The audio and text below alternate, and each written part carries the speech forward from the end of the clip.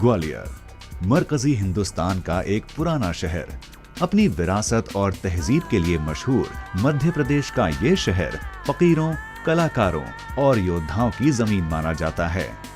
इसके बरक्स अपनी इमारतों और मौसीकी के लिए ग्वालियर दुनिया भर में मशहूर है। A cradle of great dynasties, this fabulous city was in existence over the centuries. Gwalior, the formerly princely state of Madhya Pradesh, is famed for its outstanding palaces, sacred temples and glorious monuments. Gwalior की तारीख में गुर्जर प्रतिहार, कछवा राजपूत, तोमर, कुतुबुद्दीन ऐबक, अल्तुतमिश और शेर शाह सूरी सभी का जिक्र है। इस हिसाब से ग्वालियर को अगर तारीखी मरकज कहा जाए तो शायद गलत ना होगा। एम्परर सिटी ग्वालियर की स्थापना की स्टोरी एक माइथोलॉजी से जुड़ी है। कहा जाता है कि सूरत सेन नाम के किसी राजा ने इसको बसाया था, but there are no historical evidences to support this theory. Historical evidences के बिना पे ये पता चलता है कि 6वीं शताब्दी में मीरकुल नाम के एक श्वेतहुन राजा ने इसको बसाया था और उसके बाद अलग अलग समय पर अलग अलग शासकों ने यहाँ पर हुकूमत की। मुख्य रूप से कनौज के प्रतिहार, दिल्ली के Qutubuddin Aibak, Tomar Rajput, Kachhwaha Rajput, Mughals and finally the Scindias who had cordial relations with the British. ऐतिहासिक तौर पे Gwalior has always been extremely proud of its culture, but also important to remember is that this has been a melting point of myriad cultures from all around the place. Many airlines operate their flights from Gwalior to major cities of India. Delhi International Airport, which is nearly 321 kilometers from Gwalior, is the main connecting airport for international travelers. Gwalior railway station is a major rail junction on Delhi-Chennai and Delhi-Mumbai route. It is connected to almost all cities in India by rail. Railway station is located at the heart of the city. Gwalior is connected by state-owned buses and private deluxe buses from in and around all major cities. Overnight AC tourist buses are available from Delhi, Indore, Agra and Jaipur. Situated on a prime location, Gwalior was a dream city for many dynasties. The city acquired much from the reign of different dynasties who had developed this as a renowned place. माना ऐसा जाता है कि उस वक्त के एक फकीर गालब को एजाज देने के लिए राजा सूरत सेन ने ग्वालियर को बसाया और बाद में उन्हीं फकीर के कहने पर ग्वालियर में किले का निर्माण भी करवाया।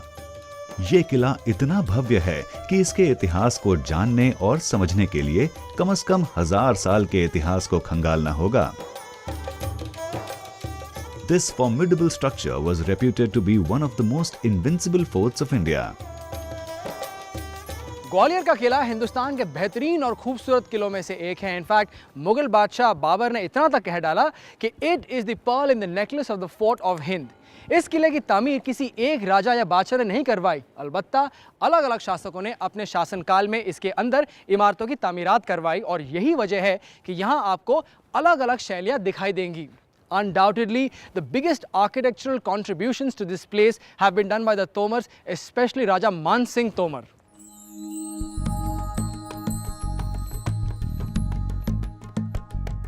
चाहे वो हतिया पौर द्वार हो या फिर मान सिंह पैलेस, सभी तोमर काल में बनी वो बेहतरीन इमारतें हैं जो आज भी ग्वालियर की शान मानी जाती हैं। ग्वालियर किला अपने आप में एक जबरदस्त सरमाया है, न सिर्फ ग्वालियर के लिए बल्कि पूरे हिंदुस्तान का। Stands on an isolated rock, overlooking the Gwalior town and contains a number of historic buildings. But what I find really interesting about this place is the influence of Chinese architecture, which clearly shows that उस ज़माने में हिंदुस्तान और चीन के बीच व्यापारिक ताल्लुकात मौजूद थे। क्योंकि ग्वालियर का तस्वुर एक ऐसी जगह के तौर पर किया जाता था जो शुमाली हिंदुस्तान को मगरिब से जोड़ता था, यानी बगैर यहाँ से गुजरे दक्षिण भारत में पहुँचना या कारोबार करना मुमकिन नहीं था। शायद यही वजह है कि कई कला शैलियों की झलक यहाँ ग्वालियर किले में देखने को मिलती है। इस किले की कुल लंबाई 3 किलोमीटर और चौड़ाई तकरीबन 1 किलोमीटर है। किसी जमाने में किले तक पहुंचने के 3 रास्ते हुआ करते थे, लेकिन फिलहाल 2 ही रास्ते इस्तेमाल में हैं, बादलगढ़ द्वार और उरवई घाटी द्वार। अलग अलग दौर में इस किले को मुख्तलिफ नामों से पुकारा गया है, लेकिन 12वीं सदी के बाद से इसको आखिरकार ग्वालियर किले के नाम से जाना जाने लगा। वक्त के साथ साथ कई शासकों ने अपने वक्त में यहाँ भवन निर्माण करवाए, मगर तोमर शासन काल के दौरान बने मानसिंह पैलेस और गुजरी महल अपनी भव्यता और खूबसूरती के लिए खास तौर पर जाने जाते हैं। Gujri Mahal is a palace that was built by Raja Mansingh for the love of his wife Mrignayani, a Gujar princess. इस महल की कहानी भी बड़ी दिलचस्प है। सन 1512 ईस्वी में तोमर शासक मानसिंह ने इस महल की तामीर अपनी प्यारी बीवी मृगनयनी की रिहाइशगाह के बतौर करवाई थी। मृगनयनी ने शादी से पहले राजा मानसिंह के सामने कुछ शर्तें रखी थी, जिसके पूरा होने पर ही शादी मुमकिन थी। मृगनयनी की राजा मानसिंह के सम्मुख पहली शर्त थी कि मेरे सिवा आप किसी और से शादी नहीं करेंगे। दूसरी शर्त कि मैं पर्दा नहीं करूंगी। मृगनयनी की तीसरी शर्त थी कि मैं सिर्फ अपने गांव में बहने वाली नदी का पानी ही पीऊंगी। और चौथी और आखिरी शर्त कि मैं हमेशा आपके साथ ही रहूंगी, चाहे युद्ध हो या शिकार। राजा ने मृगनयनी की ये सभी शर्तें मानी और इस महल को बनवाया। इस महल में आज भी पक्की मिट्टी की पाइपलाइंस के अवशेष मौजूद हैं, जो रानी मृगनयनी के गांव से इस महल तक पानी का जरिया थीं। फिलहाल इस महल को म्यूजियम में तब्दील कर दिया गया है।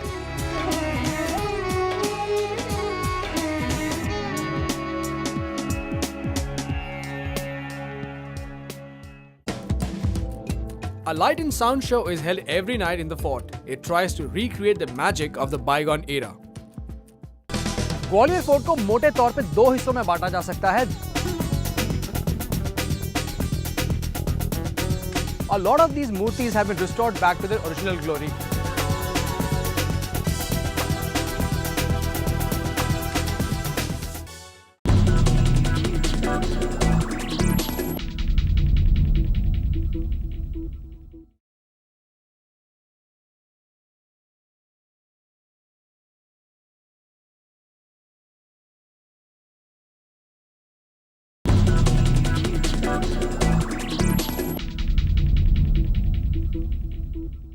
ग्वालियर फोर्ट को मोटे तौर पे दो हिस्सों में बांटा जा सकता है। दक्षिणी दिशा में स्थित बिल्डिंग्स को शुरू के तोमर शासकों ने बनवाया था। इसमें शामिल है तेलिका मंदिर और सहस्त्रबाहु मंदिर जैसी इमारतें, whereas the northern side of the fort contains the more recent buildings like the Gujri Mahal and the Man Mandir Palace, जिसको राजा मानसिंह तोमर ने बनवाया था around the 15th century AD। किले में दाखिल होने का मुख्य दरवाजा है बादलगढ़ द्वार। पूरी तरह से राजपूत शैली में बने इस दरवाजे की तामीर 15वीं सदी में तोमर खानदान के हुक्मरानों ने करवाई। इस भव्य दरवाजे की ऊंचाई 20 फीट है। इस दरवाजे को इस तरह बनाया गया है कि हाथी पर बैठकर इसमें आसानी से दाखिल हुआ जा सके। इस गेट से आगे चलने पर आता है हथियापौर द्वार। Hatiyapur is the main gate in the fort leading to the Man Mandir Palace. It is the last gate at the end of a series of 7 gates. It is named after a life-sized statue of an elephant that once adorned the entrance to the gate. Gwalior किले का सबसे पुरकशिश दरवाजा यही है। इस अजीम दरवाजे की तामीर तोमर वंश के हुक्मरान मानसिंह द्वारा करवाई गई थी। किले के सबसे खूबसूरत महल मान मंदिर परिसर में प्रवेश करने के लिए ये दरवाजा अहम माना जाता है। द्वार के दोनों तरफ 2 ऊंची मीनारें मौजूद हैं, जो इसकी अजमत में 4 चांद लगाती हैं। और इन मीनारों पर बनी हैं छतरियां, जहां से कभी नौबत बजाकर तमाम रियाया को बेदार किया जाता था। मीनारों की दीवारों पर बारीक काम किया गया है और इस काम को मीने के रंगों से सजाया गया है।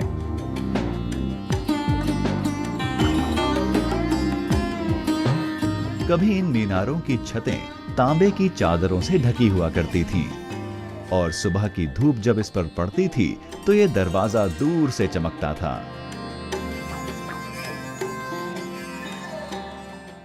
Some of the most impressive Jain remains inside Gwalior Fort are perhaps these rock cut sculptures. और यहाँ पर आने के बाद पहली मर्तबा जब मैंने इनके बारे में सुना तो मेरे दिमाग में इमेजेस आई Ajanta Ellora as well as Elephanta caves की. Of course, यहाँ आने के बाद मैंने पाया कि these things are conceptually very similar, but the quality and the magnitude entirely different.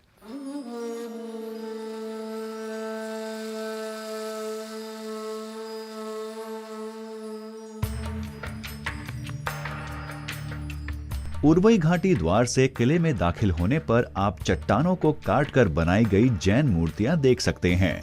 यहाँ तकरीबन 100 से ज्यादा मूर्तियां चट्टानों को तराशकर बनाई गई हैं. ये सभी मुजस्सिमे 15वीं सदी में तोमर शासन काल के दौरान बने. ये संग तराशी का बेहद खूबसूरत और नायाब नमूना है. ये चट्टानें जिन पर ये मूर्तियां तराशी गई हैं are made of red sandstone which means that they are all subject to erosion. और यही एक वजह है कि आज इन मूर्तियों की हालत थोड़ी खराब है. But thanks to restorative works by authorities a lot of these मूर्तिज have been restored back to their original glory. For example the Mahavir sculpture that you see behind me, गौर से इसके फेस को देखिए. हालांकि ये ओरिजिनल नहीं है but thanks to the restorative efforts it looks as beautiful as it used to look perhaps at one point in time. This sculpture is 57 feet high and it is one of the tallest of its kind in North India.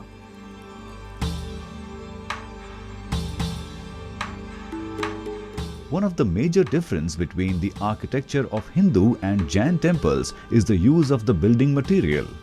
While the majority of Hindu temples were carved out of either stone or rock, the Jain temples of worship were etched out of marbles.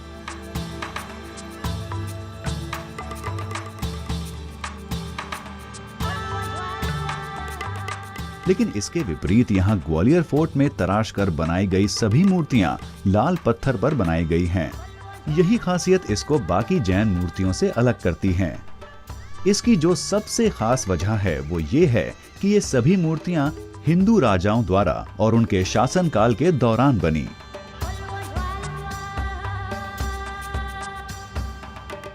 मूर्तियों के साथ साथ यहाँ आप छोटी छोटी गुफाएं भी देख सकते हैं जिनको बनाने के पीछे छिपे मकसद के बारे में अंदाजा ही लगाया जा सकता है.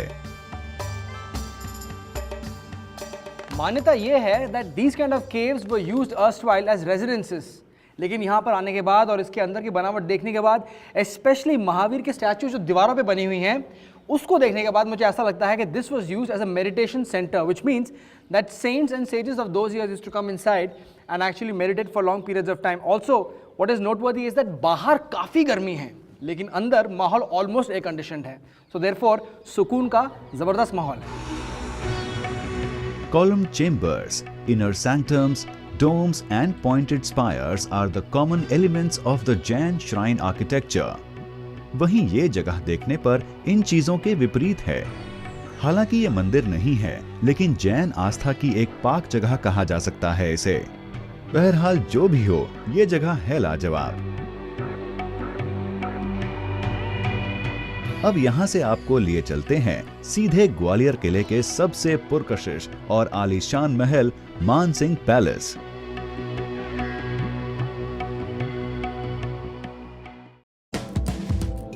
After Sher Shah Suri's death in 1545, his son Islam Shah shifted his capital from Delhi to Gwalior. My Mandir Palace में enter करते ही I find myself in this beautiful courtyard. इस पैलेस को चित मंदिर या पेंटेड पैलेस भी कहा जाता है.